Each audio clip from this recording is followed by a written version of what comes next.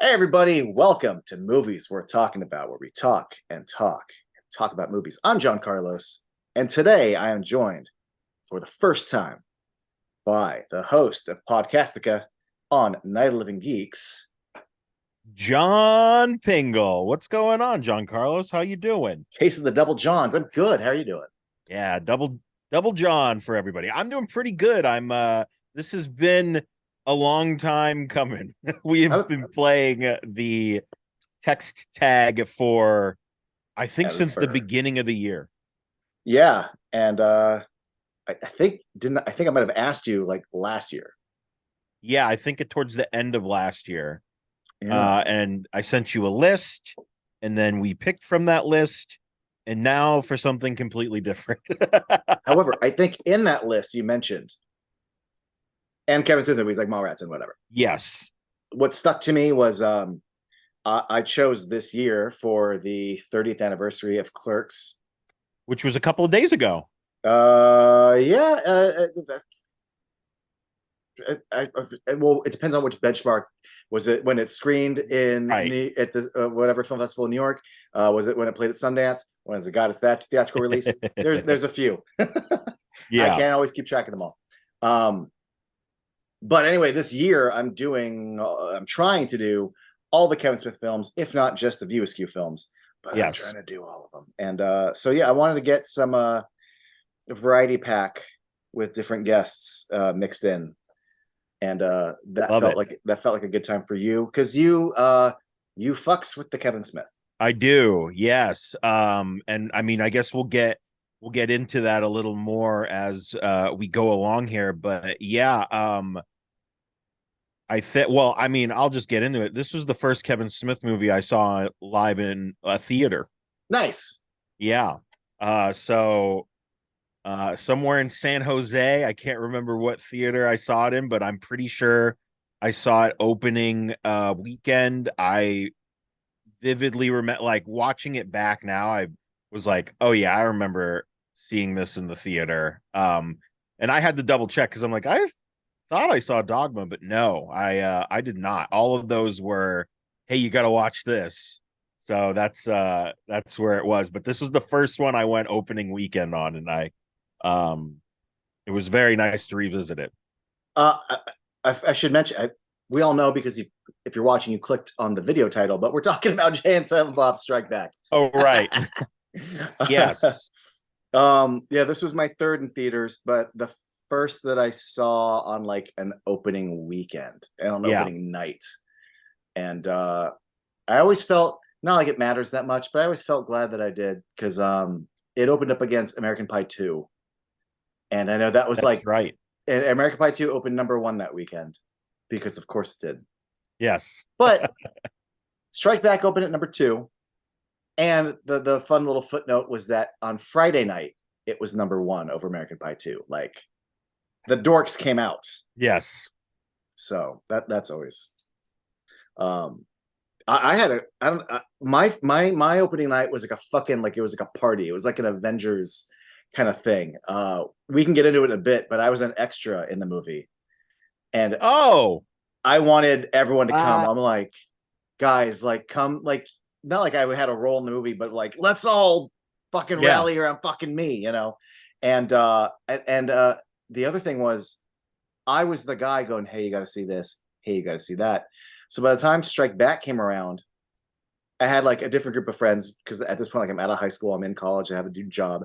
Yeah. And I had a bunch of people who had never seen any of these. So I remember the week leading up to it, we'd get off work, we'd go to a buddy's house, we watch Clerks. Next night we'd go over and watch Mallrats. Like, so by the time Strike Back came out, we bought like 15 or 20 seats and we took like the whole Yeah. row.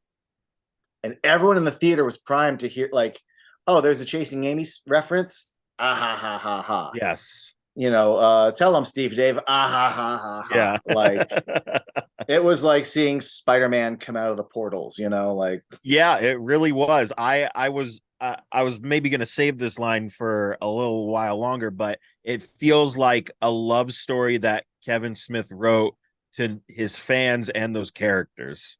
It just was just it was very just like, oh, like we're I mean, clearly the View Askew universe has continued on, but I feel like this was just a nice little like, hey, thanks for coming along on this ride with us. Well, Uh, at the time, it was supposed to be gone. well, yeah, because Clerks 2, I don't think was gonna This happen at was this point. the gag at the end is God is quite literally like closing the book on the View universe. Like he's like, I'm Yes, done. And then after Jersey Girl, he's like, I'm back. yes. The Oh, that's whole right, Jersey. hey, I like Jersey Girl, but it didn't set the world on fire. And I think he had a story to tell. And at least personally, and I see this with a few other directors or other people, like never say you're retiring, never say you're done. Yeah, Like anytime like Hugh Grant or Steven Soderbergh, or like, hey, I'm done. I'm like, no, you're fucking not. Just yeah, just don't say it.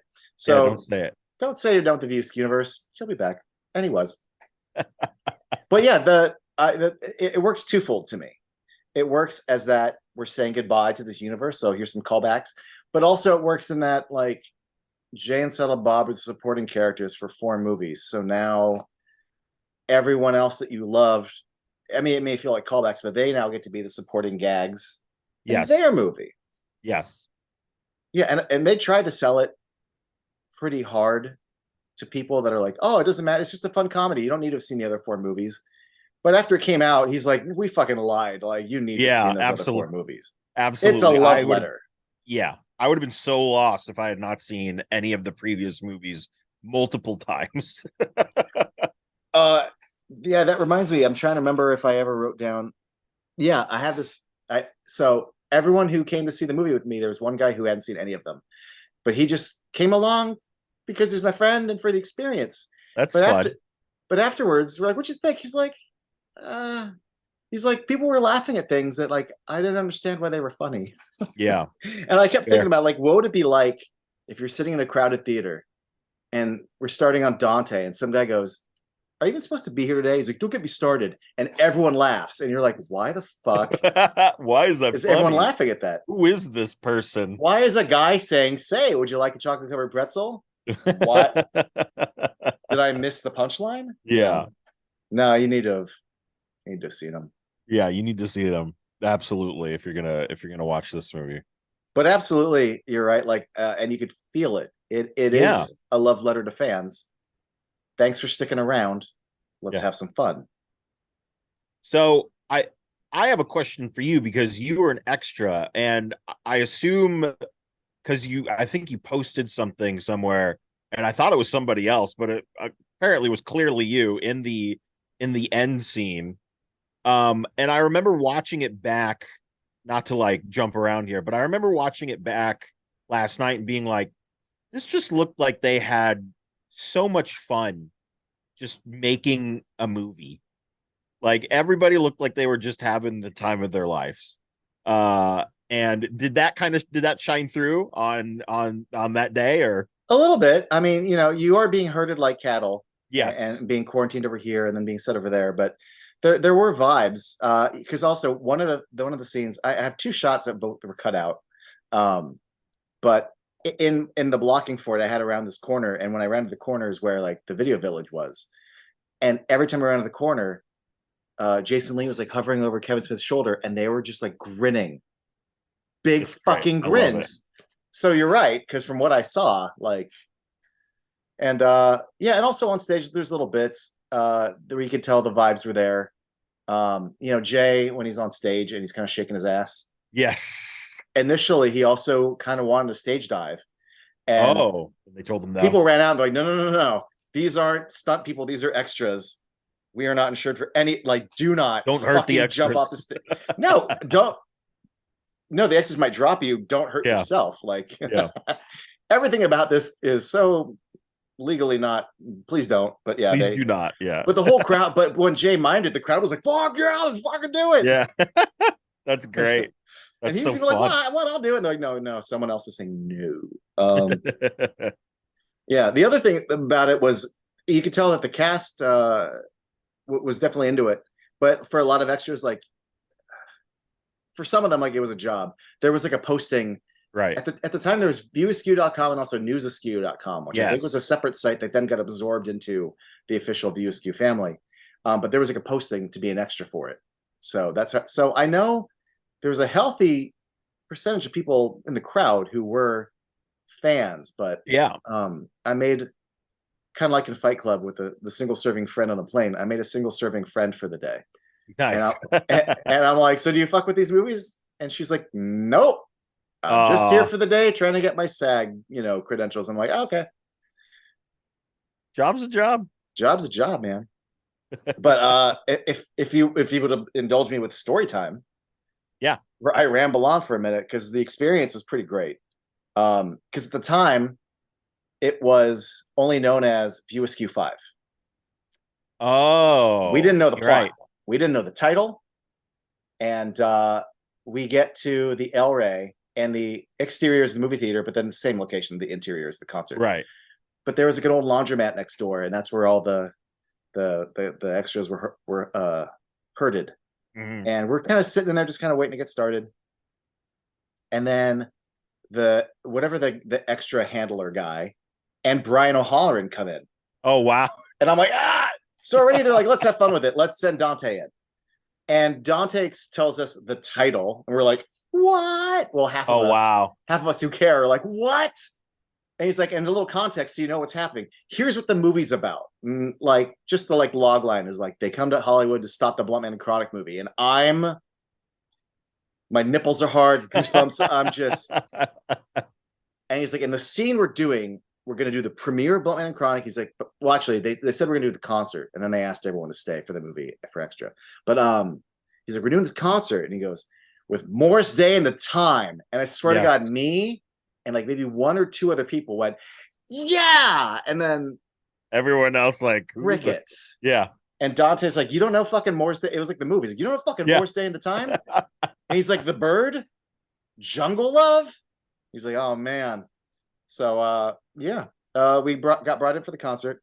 And the other thing that was cool was I had no idea what the stage was going to be like. So we walk in, and before I can even like vocalize it, someone yells out, that's the Purple Rain set.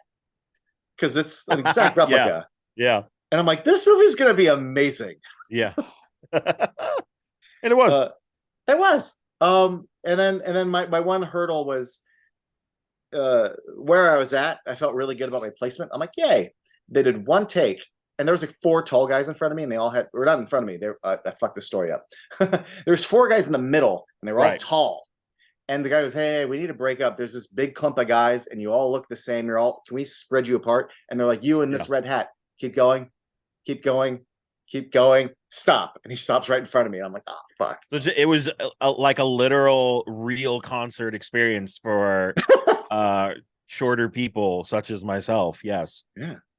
Well, and usually I'm the asshole in the way. I'm 5'11", but this fucker is like 6'3" or something. Yeah. No. Yeah. They got to stand in the back, people. Come on. Yeah. So if you ever go, and it's not gratuitous, but you can definitely see me jumping. I'm trying to make sure. I'm not just a concert goer. I'm a jumpy concert goer who's like definitely bopping up and down so that my head clears his shoulders. Yes.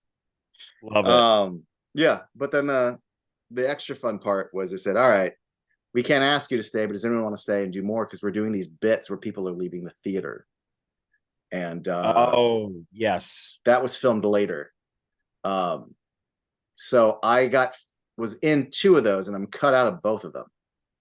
And I was so excited because the first one of like Dante and Randall coming out, like, it starts outside the theater, and there's these guys like miming, oh, I just saw the movie.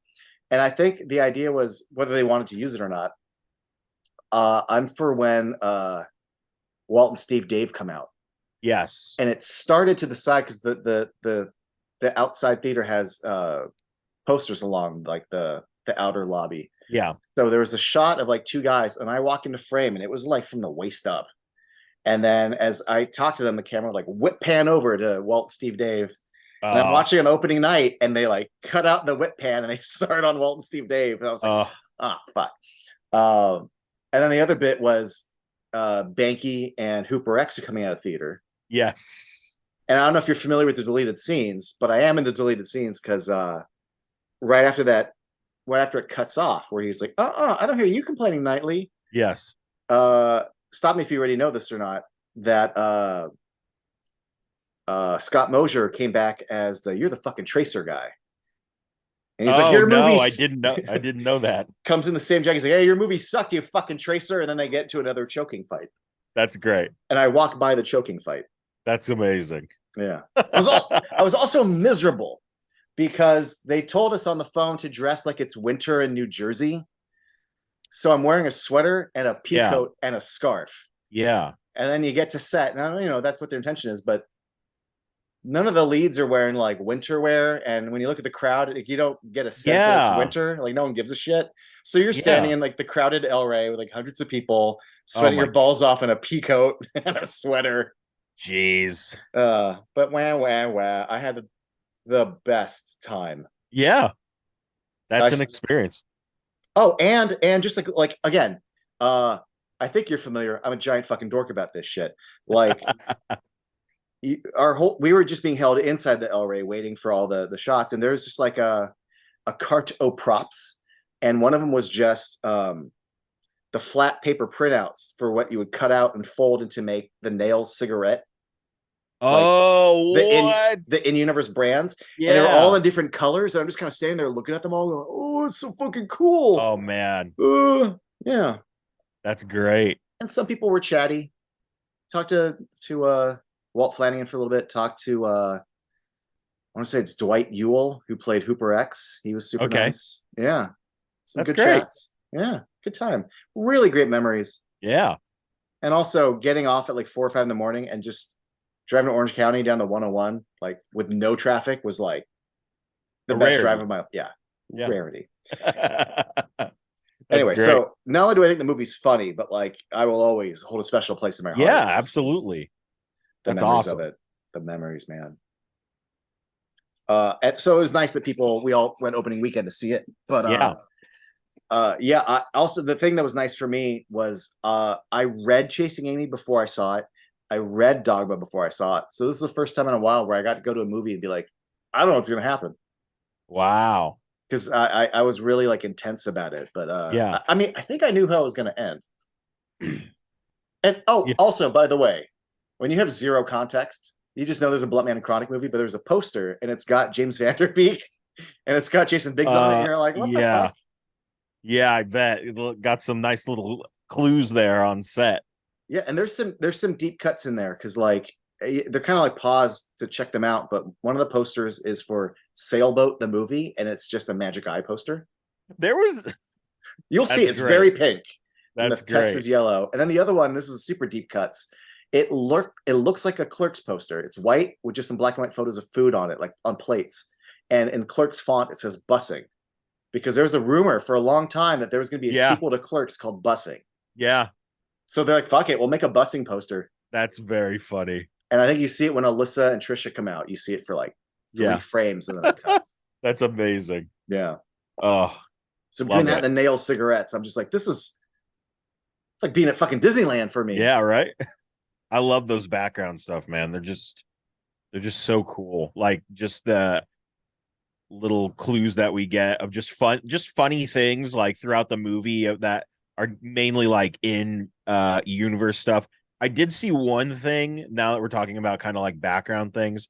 When we get the trank dart, I don't know if you saw there were 3 trank darts there, and the smallest one, which was still big, I believe it was for a fruit fly, which I found super hilarious because what kind of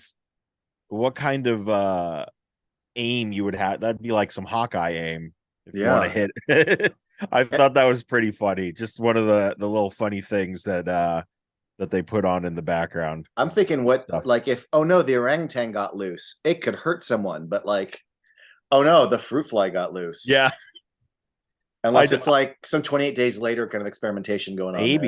Maybe. You never know. That was the other thing. The orangutan. Oh my God. It was on set. We had to get the speech. And the speech was, do not look at the orangutan directly in the eyes. Oh. You can look in a general direction, but if it looks at you, look away. They're like, because they are really strong. And if you make eye contact with it, it might see you as an aggressor. And I think they said something to the effect of like, I worked on Dunson checks in. He's like, and those things. He's like, I don't know if I'm misremembering, but I swore he was like, I saw him pull a dude's arm out of his socket. Do not fuck I with the mean, orangutans. yeah, I'm not. I would not be surprised. But oh my god. But I just like the idea. I don't know if it's true that like, oh, did you know when Dunson checks in, like Dunson ripped a dude's arm out? Like, I don't know. But yeah, I mean, I've always been too busy looking at just the fact that the dart gun had darts, but then no one takes them for me to yeah, ever read them. yeah. They just didn't take. They just took the gun and was like, this could be fun for later things For that sexy may or may times. not Yeah. happen. Yeah. Oh, it is Chekhov's Trank gun. Yes. It could have Yes, even it said is. like Chekhov's on it if they wanted to. Um,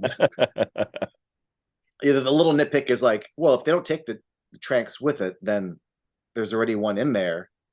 And wow, so you're leaving a loaded trank gun ready to go. Interesting. Yeah. Yeah. um, the thing I kind of just want to kick off if I'm going into analysis mode and not Yeah. just fond memories mode is just the fact that if like who saw this coming? You know what I mean? Like Clerks and Chasing Amy are very grounded Yeah. indie comedy dramas. And as Yeah. much as funny as they are, I even think Clerks has a lot of weight to it as far as everything the characters kind of Oh going yeah. through in their inner 20s and shit. Mallrats is definitely a studio comedy. It is meant to be fun, so there's already precedent set. You know, Yeah. Dogma's having, but like, this is a fucking cartoon. Yeah, I mean they run into a painted background. Yeah. That literally happens, and but when we didn't get any cartoon stars that I can remember, but I wouldn't have minded them. You could I have didn't. added the sound effect and it would have fit. Yes. But I just, and this isn't a bad thing, but when you look at those four movies in advance, I would have never have thought, oh, this guy's got like a broad cartoon comedy in him, where like Yeah. where a sheriff falls down a waterfall, coyote style, you know. Yes, and he also mistakes a an orangutan in clothing for a child. It's just all yeah, it's all very Warner Brothers-y comedy, which is great because I love that stuff. Yeah, and I think you can't do this movie second or third out the gate. I think you need to build Yeah. a brand and goodwill as an artist, and also set these characters up so that it actually almost makes sense that like no, when they're the supporting characters in dramas, they're Yeah. funny, Yes. but when they get their own movie, It's ridiculous. like Yeah. and and to that extent, like Alyssa Jones and Holden can show up in this Yes. and still work, but like the degree, the dial of degree for Jay and Silent Bob in this, they're definitely the dial is down for Chasing Amy. Yes. But Yeah. it's like the characters can cross over, but the energies have to shift a bit. Yeah. Absolutely. 100% agree. But it works, Yeah. and that's what's impressive about it Yeah. is that you could create these characters. Because I mean, when they show up in Chasing Amy, like Jay is aggressively just shitting on Silent Bob a lot. Silent Bob's got the sage like advice, Yes. but they're not, you know, they don't have shenanigans with a monkey. No. And yet it's almost like in Marvel movies where like Spidey or Nick Fury can be in this movie. Yes. And those all feel more the same. I'm surprised how tonally different some of these are, and yet somehow manages to work.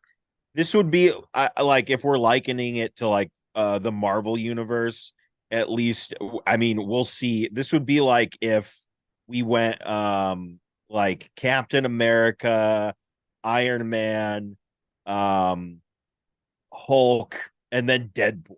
Like, and they were all in Yeah. the Deadpool movie. That's kind of the shenanigans that it would feel like. That's It, it, kind of how it is. it Not saying those are grounded in reality, but you go from those three to immediately to Deadpool, then it's like, what is happening? yeah, it's like the X-Men cameo in Deadpool 2, but like I don't know if like Yes. Deadpool gets to appear in like an X-Men movie in the same way. Um but I also I mean, not without getting into other movies, but I kind of respect also that that tone. Like we go back to Clerks 2, we go to Clerks 3, but when Jay and Silent Bob come back and reboot, we again it gets to be a cartoon again. Yes. Whenever they're the headliners, we get to get really silly with it. But when we come back to other characters, and Clerks 2 has a lot going on, Yeah, man. they still get to be funny, but it's a different Yes. degree of funny. It's I mean, I still that was I saw remember seeing that in theaters as well, and I feel like I got we get arrested at one point and we're fighting in a jail cell, and it's been a while since I've seen that, but I remember in the theater being like, damn, like this is character development. This is not wacky shenanigans. And I mean, you're right. Like all the other movies don't, I mean, they have funny moments, they have funny lines, but they're not like a cartoon like a Jay and Silent Bob fronted movie are. yeah. And yet I still believe Jay and Silent Bob in those later movies are still this Jay. Like when they're in the jail cell and they're listening to Dante and Randall, they're kind of chiming in. Like, I don't Yeah. feel like these aren't the same fucking guys. What's going on here? Like, I buy it. No, yeah. There is some growth because I think Jay is a little more aggressive in the first Clerks movie, but like other than Yes. that, they evolve between the first three, and then if anything, it hit me like a ton of bricks this time. Just how much like I like Jay in the other movies, but this is the time where I go like, there you like you found it, like you got it. Yeah. There is always a charm, like a rough around the edges charm to like, oh, he's this boy from Jersey and he's Kevin Smith's friend, and boy, he's funny, and he's got charisma and he says funny things. Yeah. But even in Dogma, there are some line readings where I'm still seeing a naturally charismatic, funny person grappling with lines within a moment. Yeah. And in this, when he holds that kid up against the wall, like, don't you never say a fucking unkind word against the time. Yeah. And Randall comes out and he just looks over at him, and I'm like, you're a movie star now. Like, Yeah. you've done this enough times. You're an actor. It's clicking. It's really like you're a Yeah. headliner. And if you tried to make this movie in '99 when Dogma came out, I don't know if he was ready yet, No. but he's ready. He was preparing though, because I feel like I think it might have been in one of the Kevin Smith an evening with Evening Kevin with. Smith. I feel like he talks about how Muse memorized the entire script Mm-hmm. to Dogma because he knew how big of a deal it was. And yeah, I don't think he would have gotten to where he is as an actor in this movie if it hadn't been for Dogma, because he apparently realized how big of a deal it was enough to memorize the entire script. I mean, it's one thing to memorize, and that's impressive. Yes. But the pressure of showing up each day, and Yeah. it's not just memory, it's being present in the moment, it's listening. And like there's a scene with Carlin. It's when Carlin, the truck is already pulled over and he's waving like bye to them and he's about to get in. Yeah. There's this shot of Jay and he's kind of like bemused Yes. and he's kind of half smiling, and I'm like, you're really listening. Yeah. Like as an actor, Mallrats Jay wouldn't have been like visibly so like in the pocket of the moment. Yeah. Also, I just fucking love that Carlin, there's something about the fact that the truck pulls over and he beams and he I like love it. he has a little hop in his step, and he Yeah. like, I can't tell if he finger waves or is waving by because of the shadows, but like I just love how giddy he is to get in that truck and suck this dude off. It's just Yeah. Oh, Carlin. What a guy. Well, speaking of Carlin, that kind of brings me to one of my favorite kind of aspects about this movie too, is that it's not just cameo palooza. It's, and I think you might agree with me on this, it's like the Muppet movie. Yeah. It's a road trip. We're on our way to Hollywood. And look, we got Steve Martin, and look at who we got to show up. Yeah. In our road trip adventure. I mean, Carlin, Carrie Fisher. I think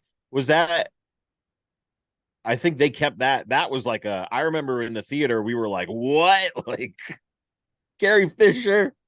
Um, and yeah, it is, and I will say, like, going through, like, it is cameo palooza as well, but it is like it's a very cast in its era movie. Like, Oh my it's, god. it's wild to just be like, we have what? We have Ali Larder, we have Eliza Dushku, we have Shannon Elizabeth, we have Sean William Scott. Just like in like that's in like the span of like 3 minutes. We get them Yeah. all like boom, boom, boom. That's And your it's like, American Pie, holy, Varsity Blues, yeah. Buffy, Bring It On, like all. I don't want to say. I mean that was what was big at the studios at that time, was like those people. Oh yeah. No, that, But and it, like, the more people I saw like show up, because I even though I'm pretty sure he's on the poster, I completely forgot Will Ferrell was in this movie. well, and you were And saying he's of a the, big part too. yeah, but here's the thing too, is like we knew him from SNL at that point, but this is still pre Anchorman. Yeah. This is pre him becoming a comedy megastar. Yes. And I still remember at the time going, "Oh, that's a pretty big score. Like he's funny on SNL and Night at the Roxbury." But like, Jon Stewart, I think either had just started taking over the Daily Show or had yet to. Yes. But you're talking Yeah. about two of these people who, right before comedy superstardom, who were still on our radars. Like we knew they were funny, Yeah. but Jon Stewart hadn't become god of Daily Show yet, and Will Ferrell hadn't taken over the world with Elf and Anchorman and Talladega And Nights yet.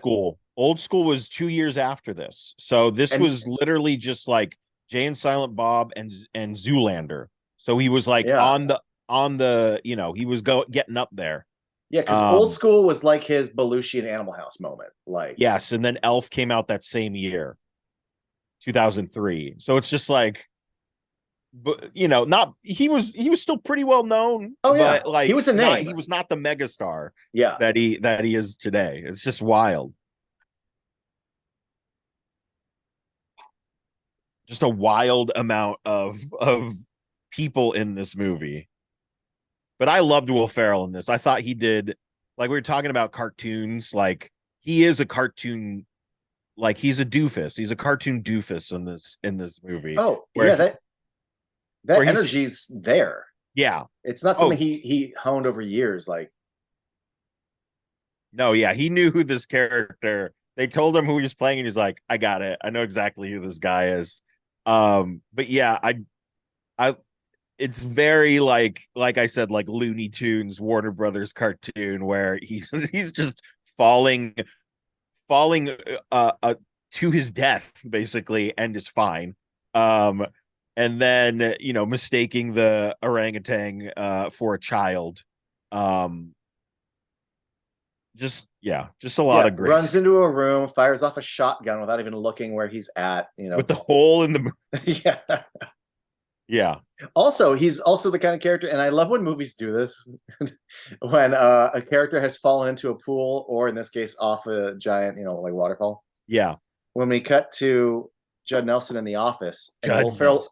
Will Ferrell opens the door and he's wet, and he turns the hat and the water falls out. Yes, Because the I always best. think about how like those characters usually, in the reality of the scene, have traveled a long distance just so that now they can turn the hat over for Yes. comedic effect. Yes. But in this, it's supposed to be a giant cartoon, and it works. Yes. And yes, Oh, Judd Nelson, yeah. which again, like I love how this is why the movie's a love letter, because there's one fucking line in Dogma where he's talking about how in Sherman, Illinois, where everyone's fucking pussies except for Judd Nelson. He was harsh. Yes. It's just a line. But Yeah. like, hey, you know what? For the next movie, can we get Judd Nelson? Can we get everyone? Like I literally mean, they everyone? tried. Yeah. Shannon Doherty hadn't been in anything since Mallrats. They got Shannon Yeah. Doherty back. I know they tried to get Salma back from Dogma. She wasn't available, but I think it was because she was filming Frida. So they put a Oh. poster, not a poster, a portrait of Frida Kahlo in the Scream 4 set. Oh, that's fun. It's a cute little. But yeah, there's a lot of people like I love Shannon Doherty and Mallrats. Yeah. And there's a lot of people like obviously Affleck, Matt Oh Damon, my. Jason Lee. They all kind of come back for time and time again, but it was really nice to get Shannon Doherty back in this. I thought. Yes. Yeah. and she has a great scene with Wes Craven, fucking Miramax. I did like And that, like, and it's all just like that's why I like, I love these movies, and especially this one. Like, we're gonna keep saying it's a cartoon, it's a cartoon. I think like it's very suited for Kevin Smith's like writing style. I love that he's like, I mean, monkeys, test audiences, monkey people love monkeys, and then they pick up the monkey. He goes, "We love this monkey," and they run away, and he goes, "See, it's just like it's just very funny." I had a lot of like laugh out loud moments from a movie I've seen many times. It's been a while, but yeah, it's just good stuff.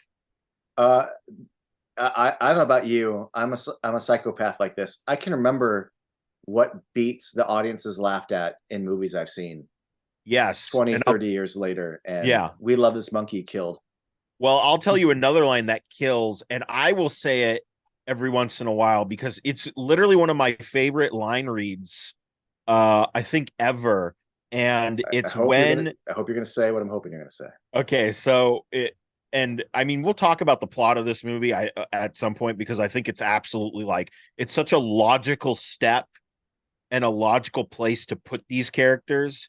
But I think they're talking to Holden, and Holden's like, "Oh, aren't you're going to get all this money for it?" And he's like, "What are you talking about?" And he's like, "Yeah, the Blunt Man and Chronic movie. It's going to be made. They're talking all about it on the internet." And Jay goes, "What the fuck is the internet?" That is one of my favorite line reads ever, and it killed. Like, we missed in the theater, we missed half of the explanation, the evergreen explanation of what the internet is, mind you. I was like, oh yeah, nothing has changed. I'm right there with you. We there was a bunch of lines where we couldn't hear the next line. Yeah, No, I'm also 1,000% with you. That is one of the best, in my opinion, line readings for the ages. I love it. What Like, the fuck is the internet? the fuck is the internet? In uh fact, and here's what's kind of interesting about it too is that besides it being a really funny read, there's a lot in this movie that really dates it and cements it in the exact period it yes. came in. And one of them is that line in that we had already had the internet for a certain amount of time that obviously it's funny that someone doesn't know it. Yeah. That line wouldn't work now because the internet is way too ingrained in our lives. Yes. Yes. But I remember being in the early 90s when like, hey, here's a Prodigy disc. What's Prodigy? Yeah. And this is only, I think someone trying to get me on Prodigy in like 92 or 93. So we're under 10 years from then. Yeah. It was still relatively new and probably more accessible at this point. And I But feel was, like we had yeah, but not but we as all had a home computer and we all had the yes. internet. Like that's what Yes. makes Jay stupid. Yes. But we didn't have it on our phone and weren't guided by it. Yeah. But I mean, I can remember a year prior to this coming out, the X-Men trailer dropping, and I downloaded this. There was a small, medium, or large, the official QuickTime file. Yeah. Yeah. I started at like at 10 p.m. and it didn't fully load until like 4 a.m. Oh man. And then I just watched it over and over and over and over again. So we had the internet, but the internet was fucking different then. No, But yeah. the studios, it was being a tool for same thing. I had to spend 2 hours downloading the Mission Impossible 2 trailer. Oh wow. Yeah, I used to do that too. Now we don't have to do Yeah. that anymore. Wow. No, we don't. But I remember sitting at home on like a Friday night on AIM and downloading stuff off LimeWire, and that's my evening is chatting and downloading songs. Yeah, on ICQ. Yeah, I forget the other one. There was a few. LimeWire was one of my big ones. Well, But LimeWire, Kazaa. Huzzah, that was it. Yeah, Kazaa. ICQ was just another, it was a different aim. So it was just another chatting service. Uh, but I remember that fondly. But yeah, internet, especially for this movie, I Yeah. think well, maybe earlier what might have worked, but I don't think it would have been as funny. No, it has to have been around for enough years to make him look Yeah. that stupid. Yes. But then you get too far removed and you're like, what are you living under a rock? So like Yes. right era, right time. Yes. Love it. And I know we've seen movies where it's like, oh my God, it's very 80s. Oh, it's very 90s. This is very very particular.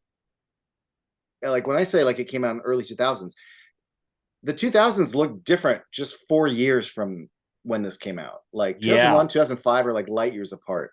With Yeah. the fact that Randall's going references, he goes, "What am I writing an A&E biography on them?" Yes. No one would know. Like any Gen Z person today is like, "What the fuck is an A&E biography?" Yeah.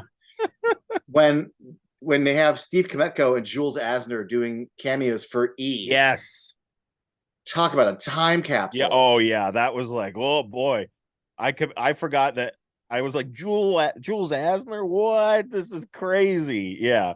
Just the E Studios set. Yeah. Yes, dude. Oh my God. And also I love that the outside of Miramax is literally, I think the CBS I saw it and I was like, wait, what? Because I live like 6 minutes from that place, which is Oh, that's wild to me. cool. Yeah. So I'm like, I know that. I didn't know that was the front that they used. Yeah, I always found. I mean, it's fun because it's a movie, but I was always amused that like I know that the Weinsteins have this production company or this. It's Yeah. not well. It's more than a production company, but it's not quite a studio. But anyway, I love the idea that like Miramax has a studio because it's like Yeah. no, Miramax is not Warner Brothers. Miramax is the division of Disney. They have Yes. offices, Yeah. But I think it's cute. Yeah. Now there's like a whole Miramax banner on it. The other thing that cements this though, in a very specific era that I didn't realize I don't want to say nostalgic for it, but I definitely had like a flashback to a certain era was the fact that they go to moviepoopshoot.com and it's modeled after Ain't It Cool News. And the Yes. talkback section is like the shoot back section. And the Yeah. fact that sites like that mattered then Dude, I would go on that site every day. every day. Yeah. Every day. I remember that was where I read the first time that they were going to make a Green Lantern movie with Jack Black and it was going to be a comedy, All of the Mask. Mm-hmm. And I was very angry on the internet in the early days. I remember Rob Smigel was writing, I don't know if it was Rob Smigel and Stephen Colbert, but it was Rob Smigel writing that. And I was like, you know what? I'm not mad. I like No, Rob Smigel. no, but I'm ultimately glad we didn't get that, but also But ultimately upset about what we did get. Anyway, oh, that's a different yeah. conversation. Now, the fact that even just the way like Affleck is kind of reading off the comment section, the fact that like people bitching in the comment section, like that was movie and internet culture in the Yeah. early 2000s. Yeah. And now it's just regular culture. Yeah. Now it's just everything all everywhere all at once. Not the movie, but just bitching about stuff on the internet Yeah. and causing a scene. Well, and Ben Affleck's description of it is no less accurate, Yeah. 20 some odd years removed. Oh yeah. Yeah, It's I was like this still holds up right here. um another little deep cuts gag that at least I appreciated. I don't know if you remember that Kevin Smith, because he's so like basically now he doesn't talk about things he doesn't like. He's Yeah. like, I'll talk about what I do like, but I don't need to waste time complaining about things. But he used to. And Yeah. he did not like fucking Magnolia. And there was like a No. beef between him and Paul Thomas Anderson. Yeah. So when Affleck's reading off that review, who the fuck said that? I don't know, called himself Magnolia fan. There was like 1/6 of the audience that just started chuckling at that Yeah. because we fucking knew. Yeah. Yeah. Um, I have a question Yes. about our opening scene when we're outside the quick stop. Uh have you've been, yes? A few times, yeah. Yeah, 3? I went once and Nice. it was great, man.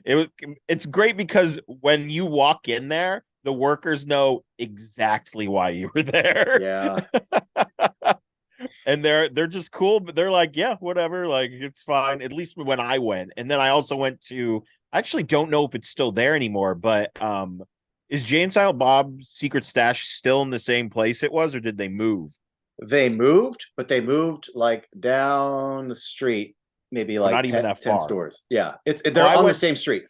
I went to that location, the one that's in the movie. And I think I bought a Brody shirt, the one he wears Nice. in, which I believe isn't that a melding of three people's headshots that were going to be Brody, and they ended up not being him, That's the and that's story what I heard. I Yeah. love that.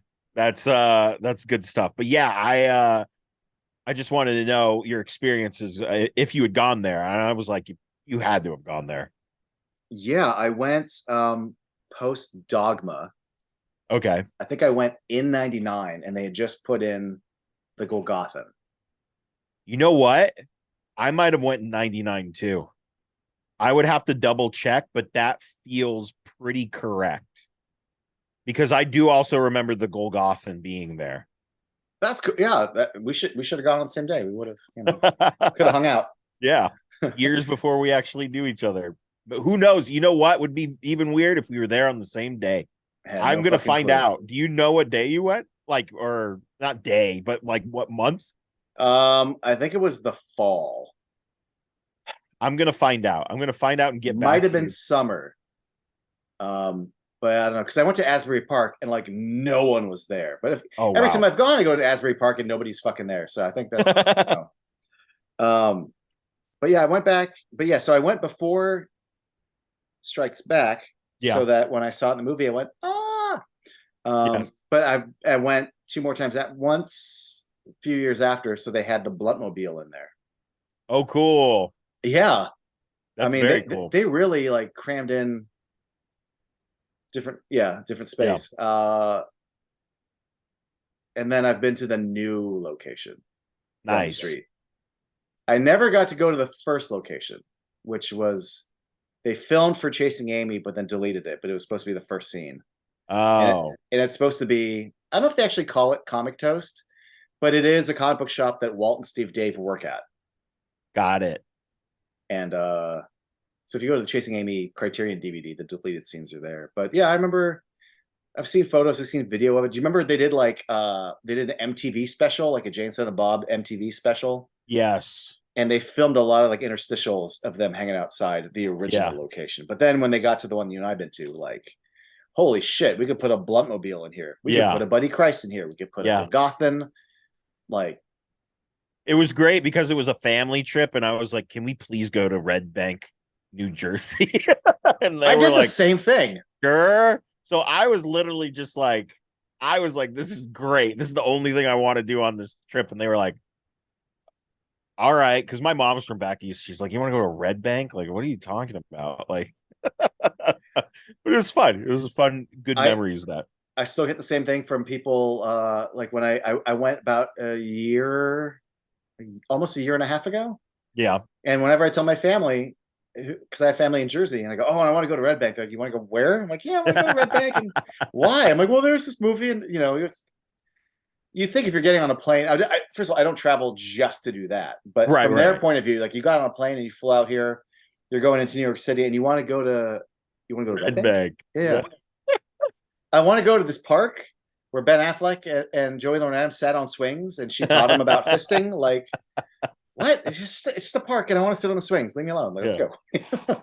Love it. Constantly, yeah. So I went. I think, yeah, I was like, I think I was still maybe 18 at the time. Family trip to visit the family in Jersey, but we took a day. And again, internet, you had to go on the internet and print everything out from like Yep. Yeah. MapQuest, so we knew. And yeah, I did Quick Stop. I did the diner from Chasing Amy. I did Asbury Park Boardwalk, and I did the Secret Stash. And Nice. every time we went somewhere, like my dad felt the need to like explain to them, "Hey, we're on like a pilgrimage here." And every time he said that to someone, they always nodded like, "Yeah, we fucking know. We see this every day."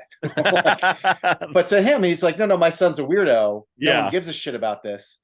So we're on a pilgrimage, and they go, "Uh huh, yep, we know, we Yeah, know." you and everyone else. Every day, yeah, yeah. And I've been lucky that the two times I went to the stash, Walt Flanagan was working the Oh, first two that's times. cool. Yeah, very gracious. Um, Nothing like he is on the show. And Right. plenty of jokes been made about how there's TV Walt and then there's real Walt. Right. Real Walt's not that much of a people guy, but he's courteous and he indulges. And in fact, I talked to him on the strike. Not like he remembered, but I'm like, hey, I just went to your store like a year ago. And he's like, Yeah. oh, I'm like, okay. You don't remember me, but I bought some comics at your store. Yeah, but great location to Yeah. visit.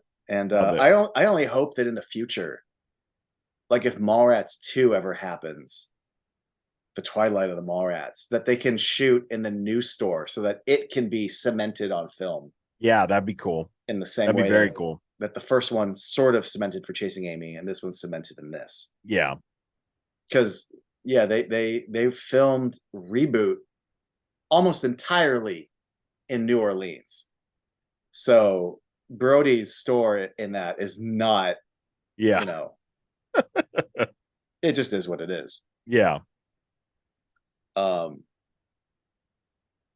Yeah, but I don't. Do you have any particularly fond memories of that store? I just buying the shirt. I mean, that was and just being there. Like it was just like, oh, like I'm in Secret Stash. This is crazy. And I do remember the Golgothan. I do distinctly remember the Golgothan being there. Um, yeah, yeah. I want to go back. Yeah, you totally should. It's a Yeah. cool setup now. It's a little smaller, but it's for all the like, oh, it's smaller than the, but like you get in there, like, no, you still made this really work. It's cool. Yeah. It's really cool. Love it. Before I forget, there's one other little thing that I don't want to say dates it, but like again, kind of like how you got Will Ferrell in there before he exploded, and you got Jon Stewart before he became like synonymous with the Daily Show. Yeah.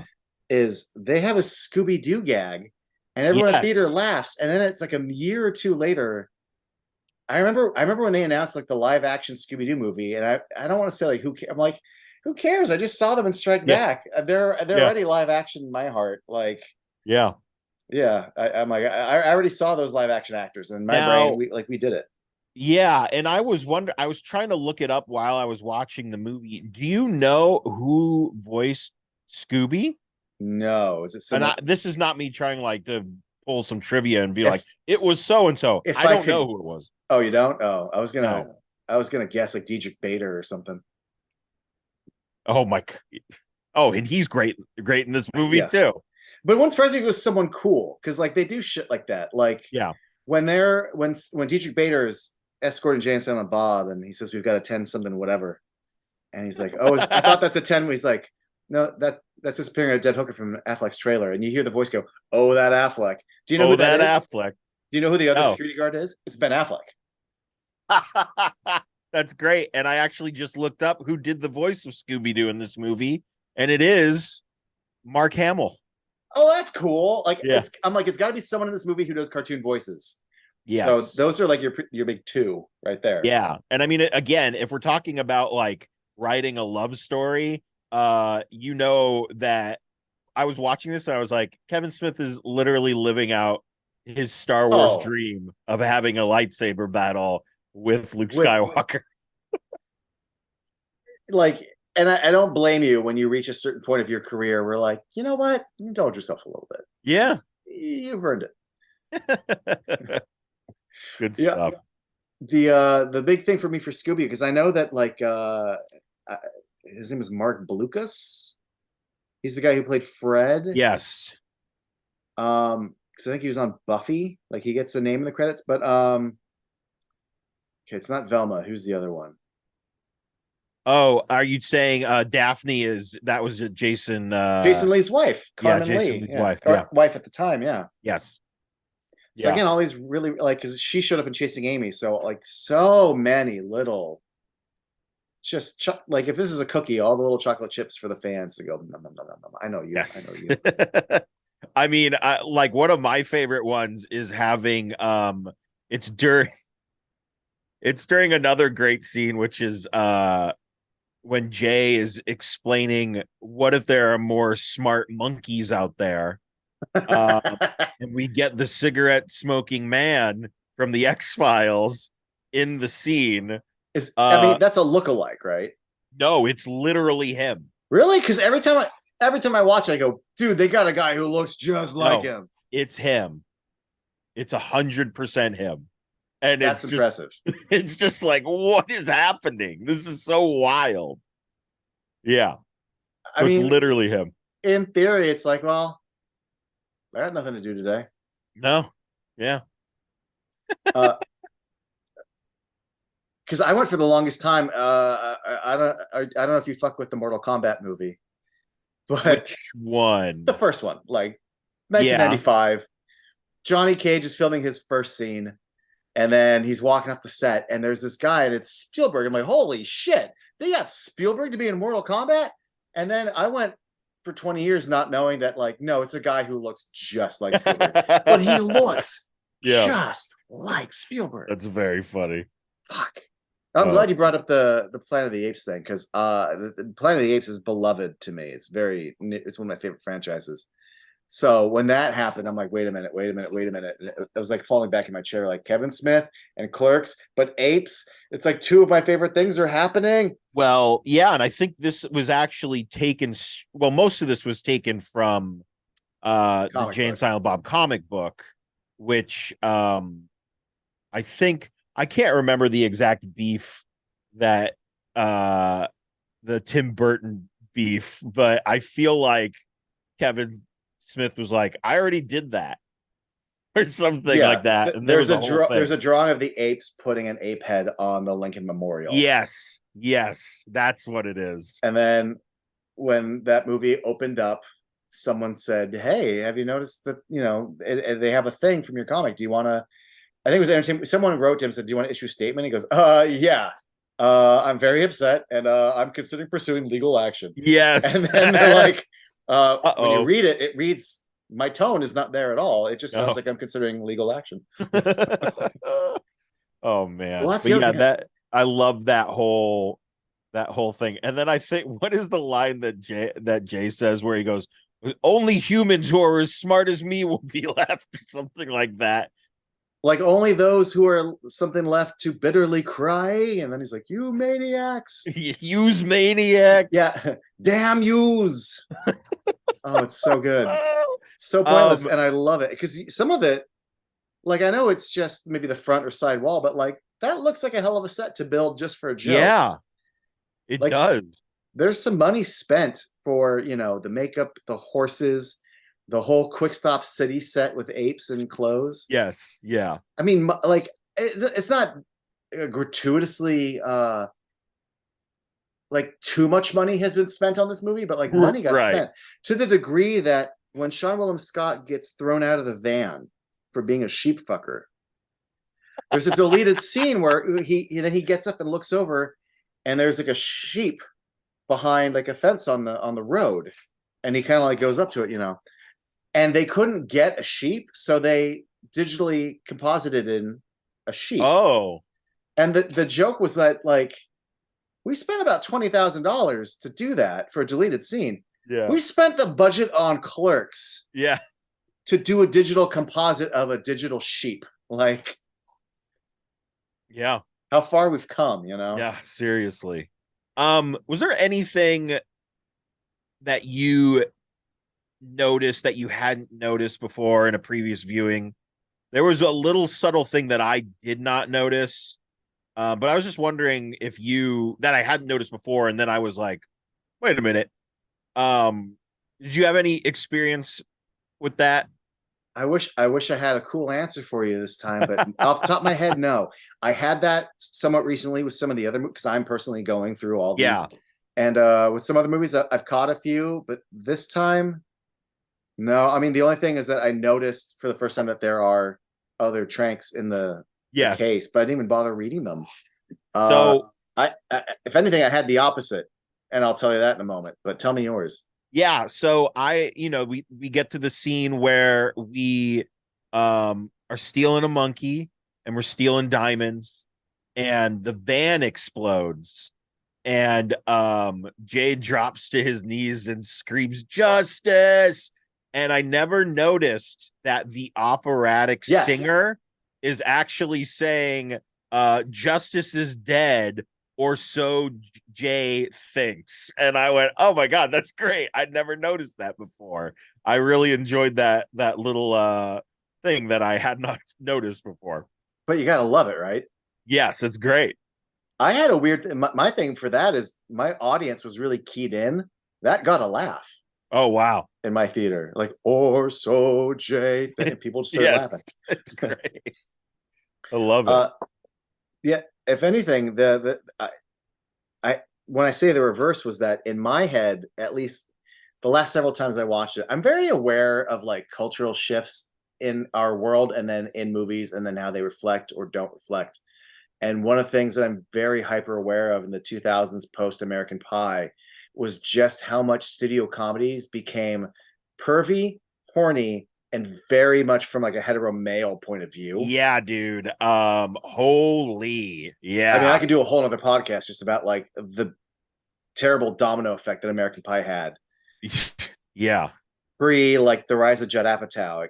It almost ended and peaked with like The Hangover, but just Right. like every movie's got to have just like foxy chicks, nudity, and gross out gags. Um, Yes. and there's something that happened to me like in the last 10 years where I started watching Strike Back and just being very aware of like, oh, when the girls get out of the van, we really need to take the time to show how foxy the girls are. When they Yes. come out in their cat suits, we need to really linger on them bending over in their cat suits. And when I was watching it this time in my head, it was so much worse and Right. so gratuitous that like when they're in the cat suits, it's like, no, here's these two characters, here are these two characters. And I was waiting for it to go on, and instead the scene just carried on. I went, oh, I remember this being so much tackier. Yeah. Oh, fuck it, whatever. Yeah. My brain like elongated it. I'll tell you one thing that I never noticed at first, but it's honestly one of my favorite things. And it was actually I was watching this at a buddy's house, and he pointed it out, and I will never forget it. It's probably one of my favorite jokes in the whole movie. Is when Justice comes into movies and Bad Medicine is playing, and he's air kissing her and all that. When they put the cup over Jay's dick, Yeah. you hear Bad Medicine get muffled and the volume Yes. comes down. Love it. Then the dialogue, there's no music, and there's just a quick shot of the cup. When they cut to the cup, you can hear the music just for that close up. Yes. I that was very clever. I really, really like, and I like that scene in general because of the cutbacks to no music, nothing, and just Bob being like, what is happening right now? And Just Jay all the again, facial Jay's expressions. like he's in it now. He Yeah. kills just the Yeah. intensity and just the mumbling of his mouth. Yeah. It's so funny. I love it. Oh man. Yeah, and I think it originally was supposed to be Prince is the most beautiful girl in the world, and Ah. I think that was the thing where like when Kevin Smith shot that Uh-huh. documentary, Yeah. and he kind of ends it with like, "Hey, I shot this documentary for you." Yeah, he's like, "Can I use your songs in one of my movies?" He's like, "No." He's like, "Oh, okay, well." Yeah.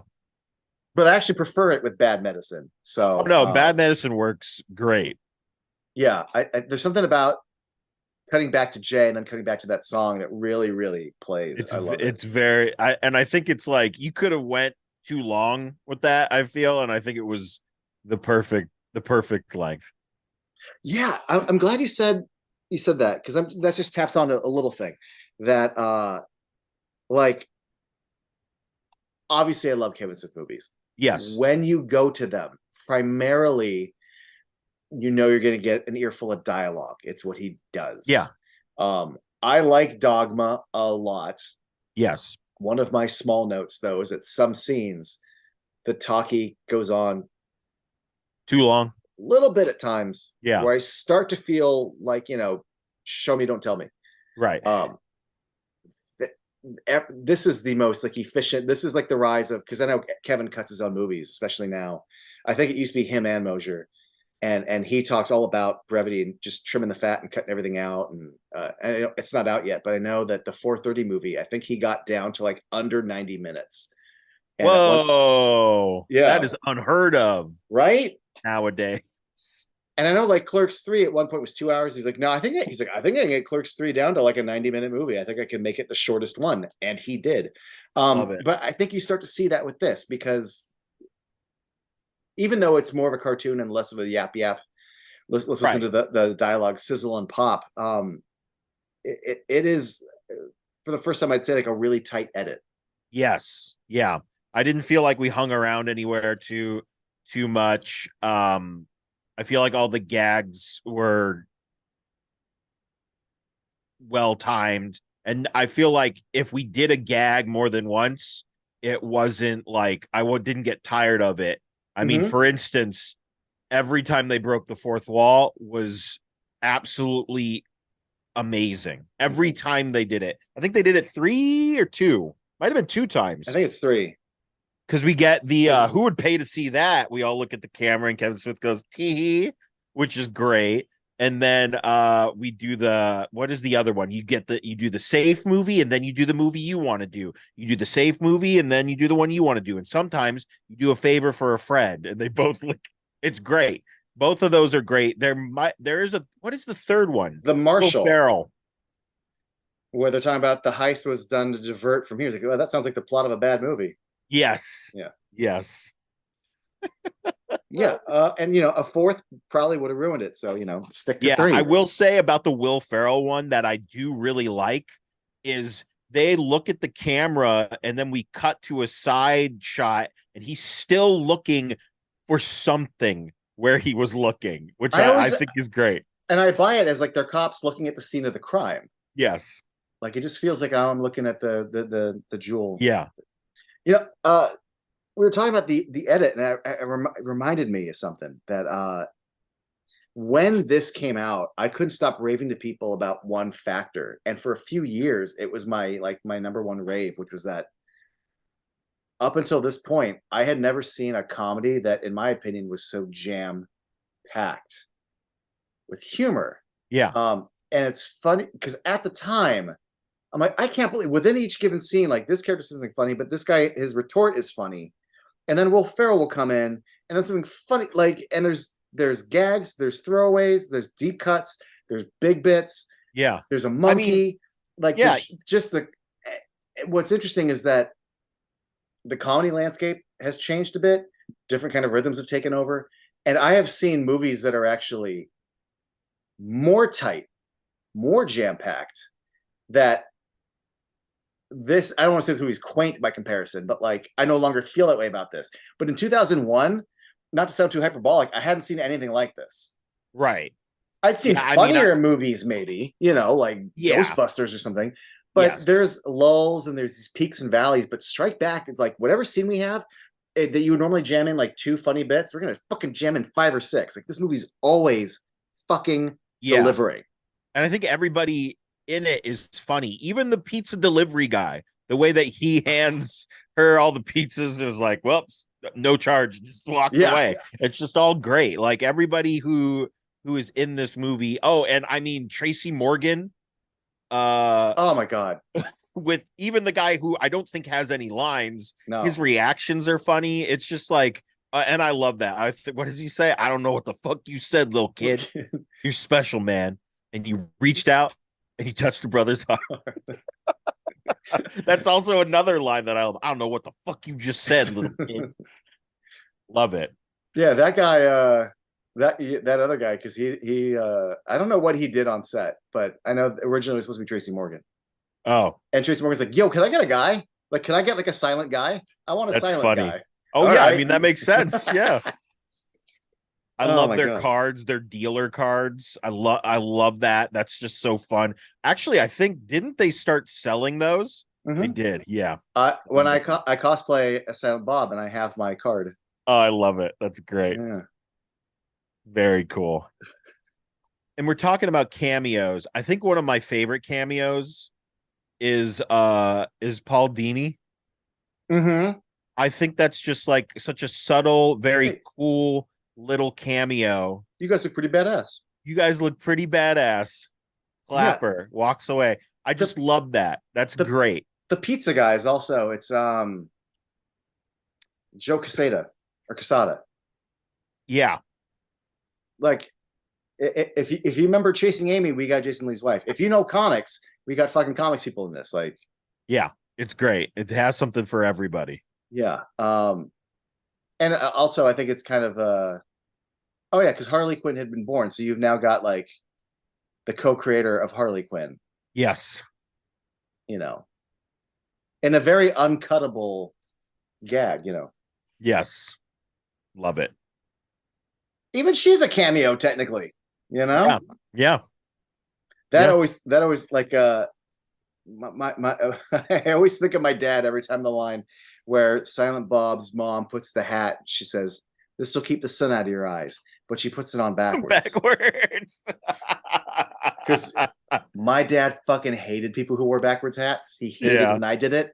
Because his whole thing was the whole point of a hat is it has a bill. The bill is to keep the sun out of your eyes. Why Yeah. would you wear it backwards? Yeah. Here, this will keep the sun out of your eyes. This will keep the sun out of your eyes. Oh man. Oh, that's great. What a fun way to open the movie too. Because Yes. The origin story. yeah, my audience ate it up. First of all, you knew you were in for a good time when it started with the Star Wars font a long time ago. Yes. Oh yeah. At a liquor store far, far away. Yes. Uh And then to and you get reach all the way to Mark Hamill bong yeah. saber fight. That is such a cool scene that I don't know if I appreciated the first time I saw it in theaters as much, but just the spin of the double-sided bong saber clicking one side off and taking a hit is such a badass like visual. It's just so good. And I love it. I also love the callback to Silent Bob using the force, but he Yes. actually uses it this time. I think that's a lot of fun. Oh, and I mean we get the gun from Mallrats as well. The Yes. grapple hook. Now with an improved belt that says SB on it. Yeah. Yes. And the same pose, but you can't Yeah, see because they both have the masks on. but he's still Yeah. yeah. Love it. Yeah, no, that's what makes this pre-Marvel like a Marvel movie is we always wondered in, like Age of Ultron who could pick up the hammer, and then, you get to Yep. Endgame.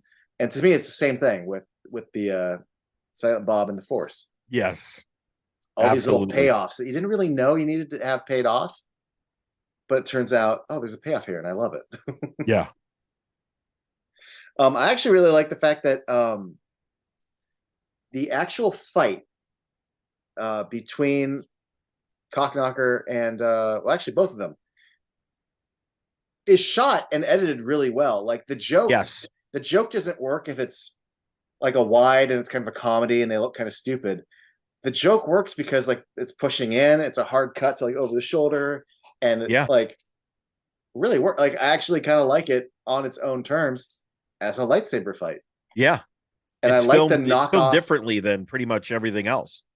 Yeah, that's why it works. And for Yeah. doing the thing where, well, for legal reasons, we can't have it sound exactly like a lightsaber. The sounds Yes. that they do use still sound cool. It sounds great. Yeah. Yeah. Love it.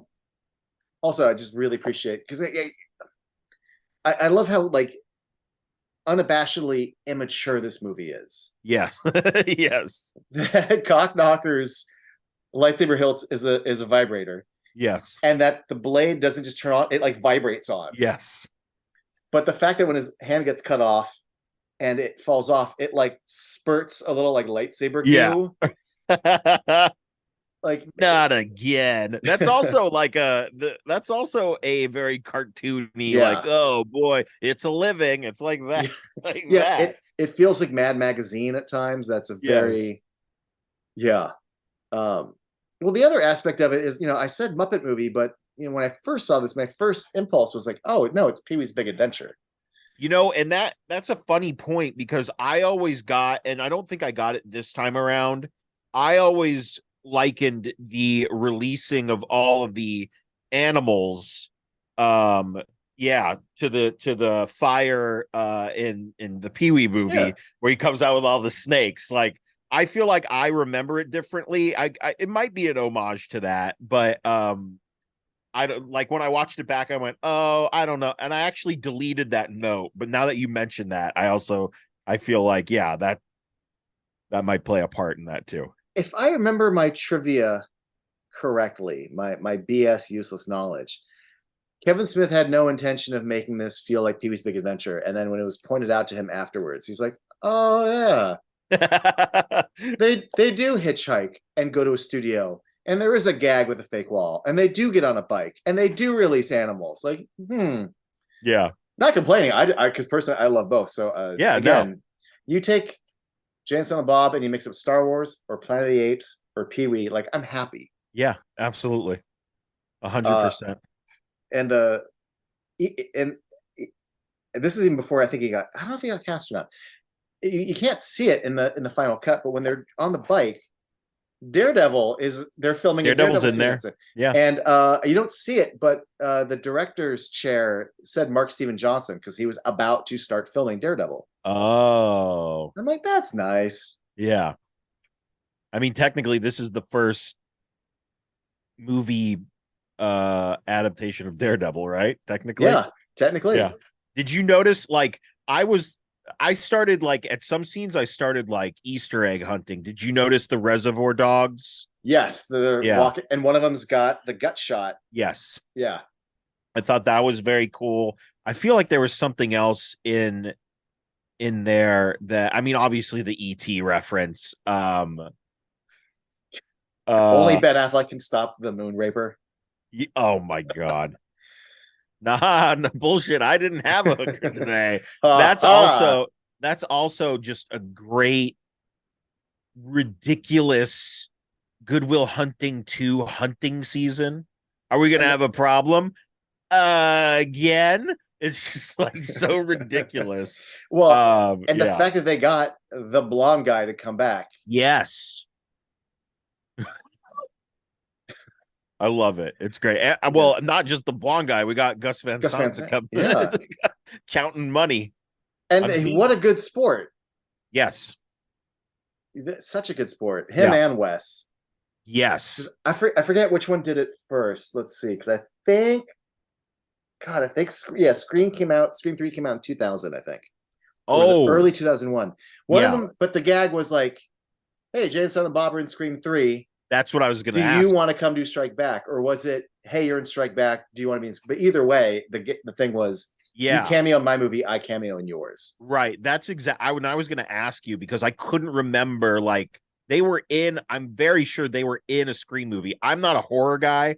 My sister loved the Scream movies. So I remember I watched that scene from 3 when they're on a movie set, right? Yeah. They're taking a studio tour when Courtney Cox is leaving a soundstage.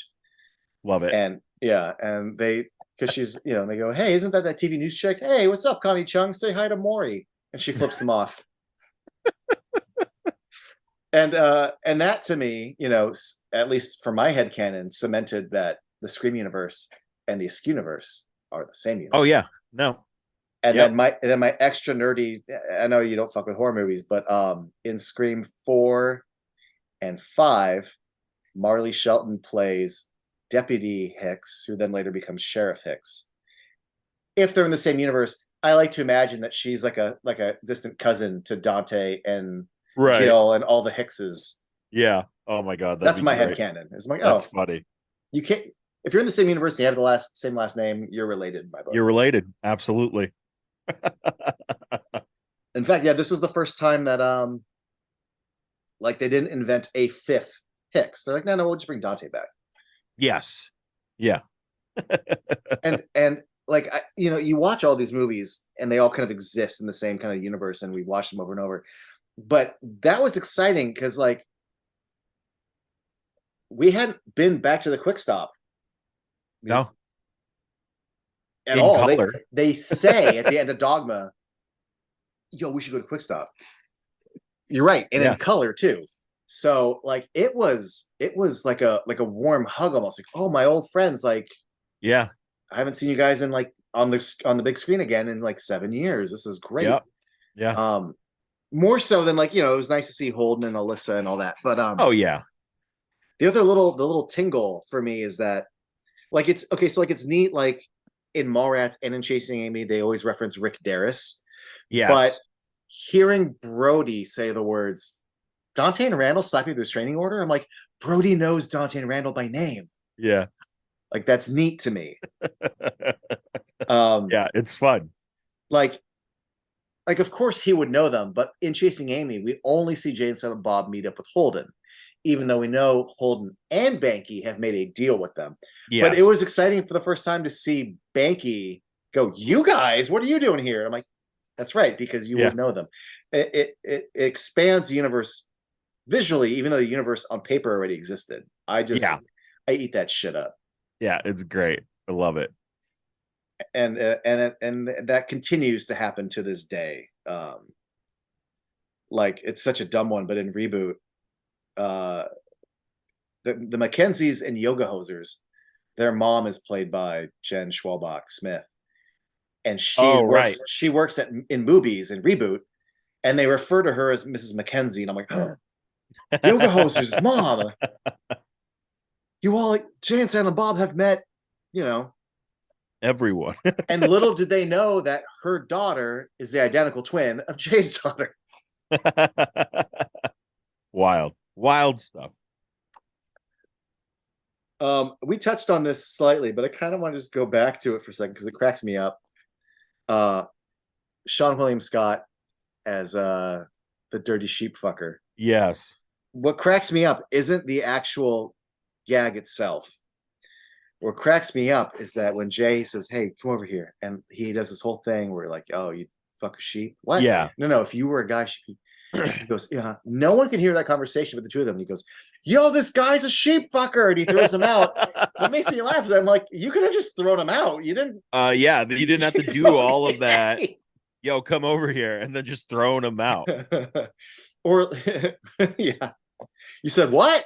But yeah, no, I just love it. Because that almost speaks to, like, does Jay need an internal reason? Because he already hates the guy. They don't need the extra, like, whatever. But I love that's how Jay's brain works. Yeah, he needs a reason. Two devils and an angel who is also a devil. Oh my god, the double devil. Yeah, we kicked that guy's ass. Well, and again, we're talking about pulling your dick out in front of an unsuspecting woman, you know. At least the angel's like, hey, keep it in your pants until she asks. But Yeah. then he ruins it, or she's Yeah. asleep. And then ruins it completely. I was talking a little bit about how horny comedy was. This is one of the few things where even with like the slightly kind of male gaze of the girls coming out of the van, this is like one of the few movies where it kind of works because Jay is so perpetually horny. Yes. And it's like it's not the movie that's horny. It's Jay him. That's it's horny. Through his lens. Yes. And since the title is him, we kind of get to almost see his POV for it. Yeah. So it almost gets an excuse, at least in my book. Because, to me, that starts in Dogma. Like, I remember him being like immature, like talking about like, oh, you should have us fight some girl with fucking big tits and, she wants milk or whatever. And he's talking about fucking his cousin in Clerks, but it's not till Dogma where like every scene is like, yo, you're gonna fuck me? You're gonna blow me? Yes. Like, so it kind of continues that momentum. Then he falls in love. Like, I remember a long time ago, Kevin Smith said something to the effect of like, I think when he was retiring these characters, but he was like, I don't want to do Jay and Silent Bob like when they're older. Like, these characters can't get old. And I remember thinking, bullshit. These characters absolutely can get old. I think it'd be funny if they were like old stoners, but what do I know? But if you look at even just these first 4 movies and then into this one, like, he is younger and more angry and aggressive in Clerks. Yeah. Then he's super horny. And, I'll admit, in my early 20s, I had more of an agenda of trying to get laid than I ever did when I was in my teens or in my 40s. So, like, it fits. Right. Like, this is when the hormone monster is really raging in you. So it fits. Yeah. And then, we're not talking about later movies, but he has an arc later on in Reboot. You could argue, like, he has a slight arc here. Like, he meets the girl that gets him to stop calling girls bitches and maybe start saying cute stuff, Somewhat cute stuff, yes. Yeah. he has the acknowledgement to know that this isn't cheating that I'm eating this girl out in a Jeep because she blew up in a Jeep. She's dead. Yeah, she blew up. It's not The cheating. fact that he even has to give himself that allowance, whereas maybe a movie or two prior, that wouldn't have even been a concern. No, he would have been like, "Oh, that she blew up. That sucks. Moving on." Yeah. In fact, like, again, he's really grown into his own. If you said on paper before you saw this movie that, like, there's kind of going to be a love story with Jay as the lead and, like, he falls in love with a girl, you're like, oh, I don't know if you're going to be able What? to pull that off. Yeah, They pull it off. they did. It's kind of cute. And not It just me. is. I know girls to this day who adore hearing Boo Boo Kitty fuck. They're fans and they love it.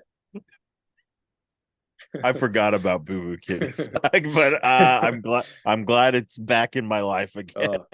I love when he calls her that on the set. And she's like, "Oh, you remember?" Yes, you remembered. All right. Oh man. You had mentioned earlier the comic. Yeah. I find it interesting that, like, I guess in theory the comic is supposed to be canon because it takes place when they took the individual comics and they put it into a trade. They called it Chasing Dogma because it Yes. bridges how they get from Chasing Amy to Dogma. But like half of that book then gets turned into live action for this movie. Yeah.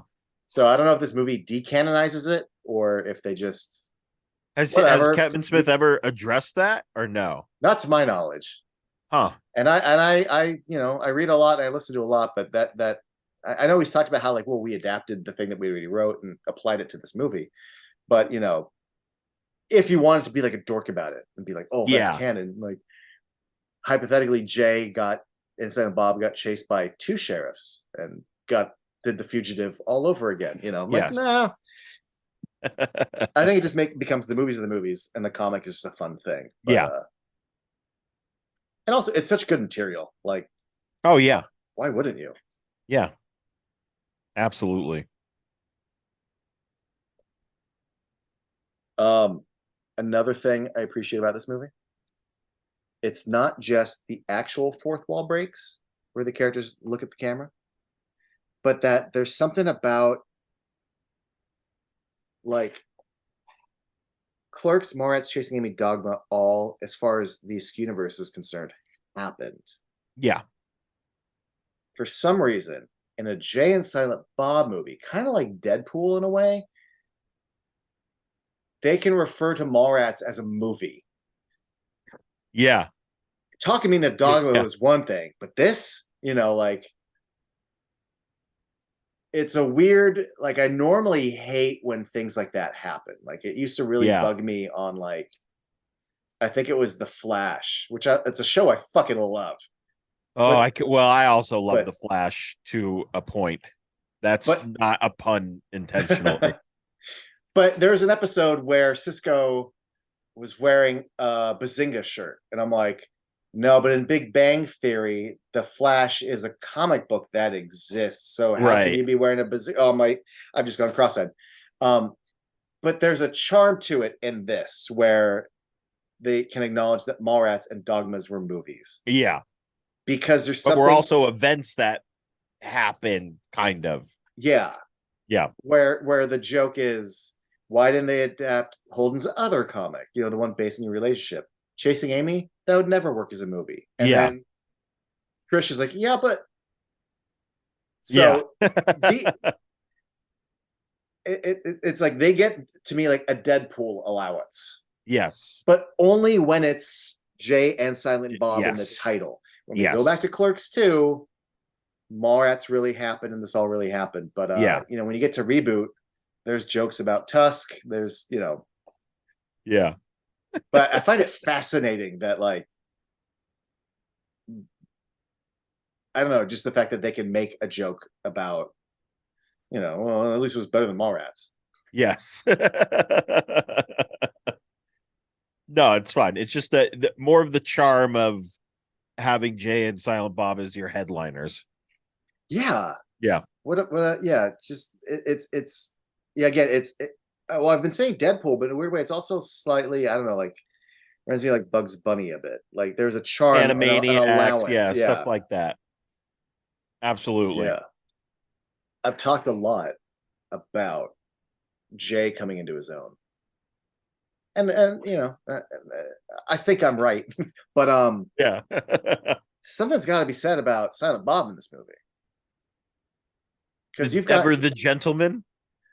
oh yeah, offering to help each girl out the van.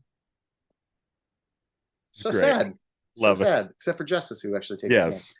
But you're talking about one of your two leads not having any dialogue. Well, you know what I mean, Yeah, without I know mostly what having you any mean. dialogue. Uh, you better be able to work that face to make some scenes work. And he has so many like standout little moments Yeah. that I was so satisfied. Like, oh, thank God these characters work as leads, because that was the other big worry. Is like, holy shit, you're taking these two guys and giving them their own movie. Yeah. Yeah. Uh, Jay, I kind of get because he's so, you know, to a certain degree, like visually just so flamboyant, vocally, Yeah. you know. But when Affleck's describing the plight of Silent Bob, when Holden's, fuck, when, Yes. Lord, when's gonna When be my time? He's just kind of nodding, and then, oh, Oh no. oh, Yeah. yeah. I My love that. my favorite of those is when You got to the grow, man.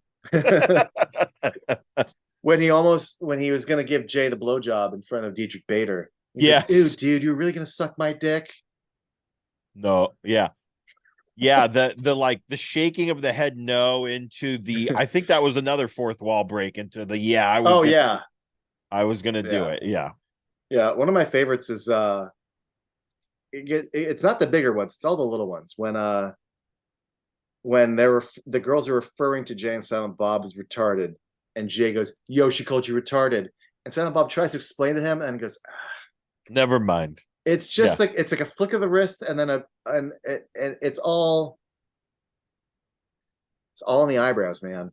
I also wonder, like, I've never really I actually think oh, never mind. I'll back that train up. I might actually have the script that they sold in stores of this, but I don't recall ever looking and being like, what does he give his what does Kevin Smith give Silent Bob in the script? Like Silent Bob reacts, or what is it? Silent You Bob know, like nods, yeah. Unless I think because it's I mean really he's important. technically just directing himself. Yeah. So Uh, but one of the things that still stands out to this day, the sign on the yes. back of the car said "Critters of Hollywood." You You dumb dumb fuck. fuck. I also love the legal mumbo jumbo, Oh, which so is good. his big lines, which is just like that's great. I love that because like, well, technically, when you licensed our likenesses, you went to an agreement. I love that. I think that's great as well. And also, I love like, fine, I'll give you half of what I want. I don't know. All right, 2/3. No, you already said half. You can't take it back. uh, oh, I Love it. love it. Absolutely love it. Math jokes. Yes.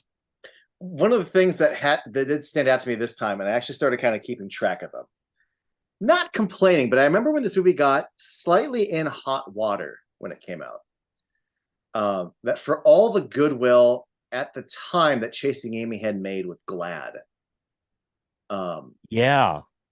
there was like there was someone else in charge, so that when Strike Back was getting in some heat, the person who was in charge then was like, "Hey, man, if I was in charge then, like, we would have given Chasing Amy an award." But like, I would never say this movie's like homophobic, but this movie did come out after Clerks the animated series, a show I love. But Yes. like, one of the recurring things about Clerks the animated series is just like constantly referring to things as gay and being mistaken for being Yeah. gay. I will And say, that doesn't happen in Dogma, but we have that a lot in this. And I yeah. think that's like an after effect of the Yeah, animated series. I will say I was pretty. taken aback when I was watching this again. I was like, oh boy, I do not remember everything being described as that. And I did like that when we have the Biggs and Vanderbeek scene. I believe Vanderbeek goes like, "Are you like a homophobe or something? Like, what's going on?" I did like that we at least addressed it in some sort of manner. But yeah, it was I was like, wow, this is this is It's Jake. Yeah. it's yeah, it's the thing I kind of observe, at least the way I feel about it, is that like it doesn't feel homophobic and Right. it doesn't feel like bigotry, Right. but it is like I just wonder like so the joke is just gay? Right. Where like Jay tells the two kids that are buying weed that Dante and Randall got married. Yes. And the and that to Randall that is what? Like Let me call the police. police. Because we got married in stormtrooper outfits, you know. Yeah. Now part of it is a product of the era, because that was the dying of, at least in movies, we Yes. still had in the late 90s and early 2000s, where simply referring to something that sucks as gay was still a thing. So when Right. it came out of the mouth of babes. But when the kids like Purple Rain, isn't that movie's gay fucking 80s style? I'm like, yeah, fuck you, kid. You know, Yeah. it's a kid. Yeah. But yeah, there's a lot of, you know, like the security guard, like, we'll blow you. No, he'll blow me, or and then you can watch it jerk off. Like there's so much just like there's gay stuff happening, you know. Yeah. Um Jay and Silent Bob are telling security outside the door that, you know, they're James Vanderbeek and Jason Biggs. We're in here We're naked, naked. butt Yeah. naked, together, you know, just Yeah. again, is that offensive? Well, I don't know. I'm straight. But like it's just the joke is gayness. Yeah. And I know some people who are like, yeah, I'm gay and it's silly and fun and I don't give a shit. It's just funny just how present it is. To the degree that when James Vanderbeek is calling Jason Biggs on it, it almost feels like the payoff to like everything that's already Yeah. happened in the movie. Yeah. Like he's speaking to the movie itself in a Yeah. way. What are you, homophobic? And well, then I mean, and then after that, we're still getting jokes in prison. He'll be the pie. Oh Uh, yeah. Oh, when they're firing Will Ferrell because you're a man, only on the outside, you know. oh yes, yes. Only on the outside. But I love that he's like, next you're gonna tell me the monkey's gay. How do you know he doesn't smoke monkey pole? Yes. Yes. Oh, I good will stuff. say, like, overall, like it didn't feel like vindictive or anything like that, but it was jarring. It was very jarring for me. I was like, holy, this is I do not remember it being like this, but Yeah, and that's just how movies age sometimes. yeah, I mean, this was 2001. One, yeah, Yeah, August. yeah, and it was like the I don't want to say the death rattle because I think, you know, some people still do it, but like in Yeah, movies specifically, that was like towards the end of just like, yo, it's gay. All right. yeah, Um, what a weird note for me to end on. yeah. I was gonna say, can't end on You know that. what? Fuck that. I got what. You know what? We didn't talk about James Venable's fantastic score. Oh yes, it's very whimsical. I really Yeah. liked it.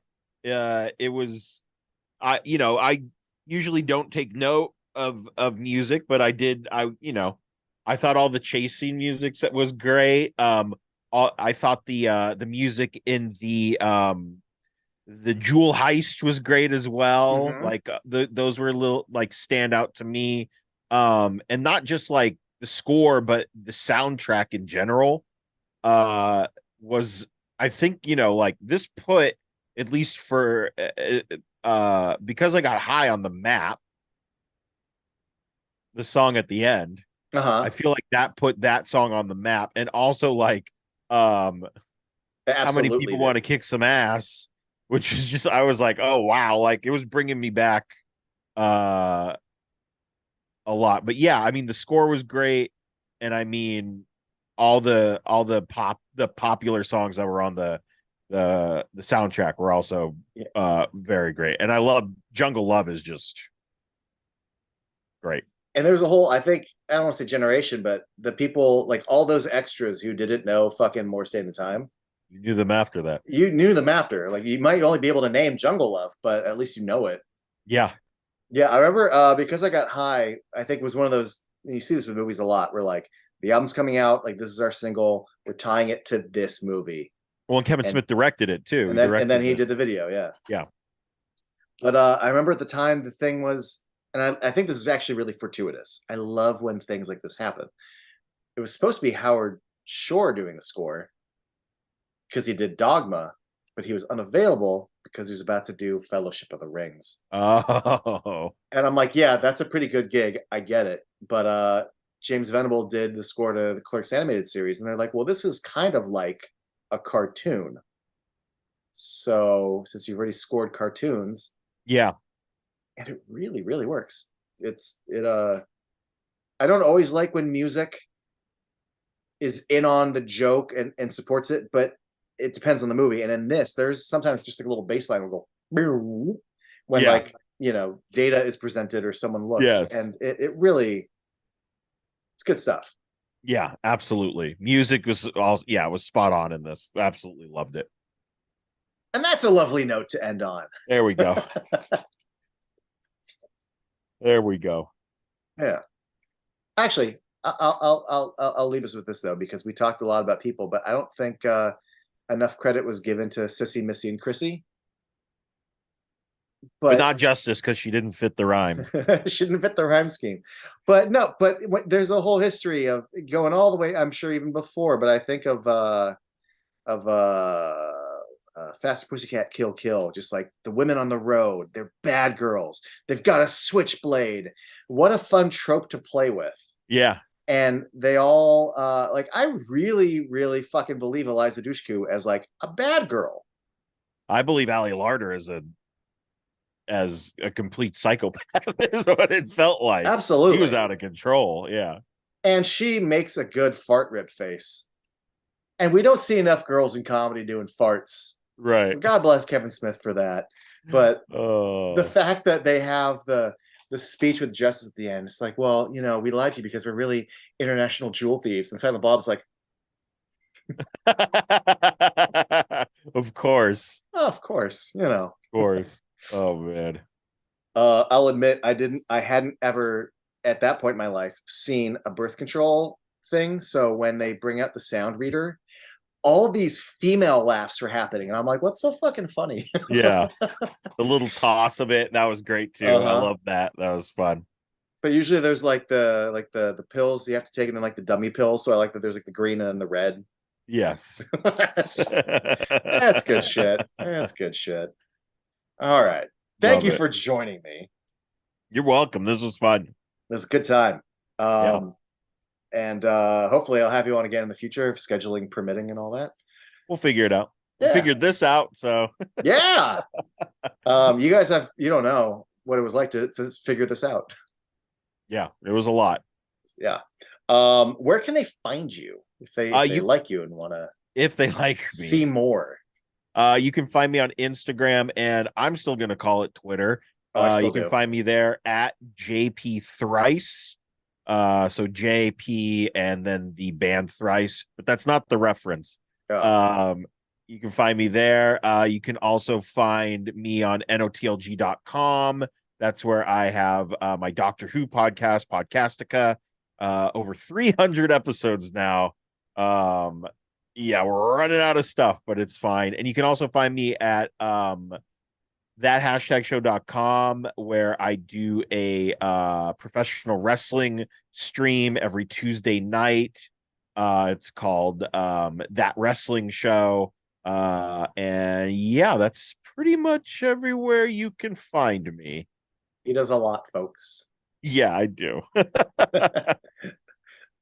And just for what it's worth, when it comes to podcasting on Doctor Who, you're gonna have some new episodes pretty soon. So Yeah. I mean, we've got the new the new Doctor Who coming. season. It's May 12th, I think. It's like the second week of May. We get back-to-back episodes on Disney Plus. So weird. Wild times. What a weird time we're living in. Yeah, Yeah. absolutely. So thank you once again. Yeah. Thank you all for watching.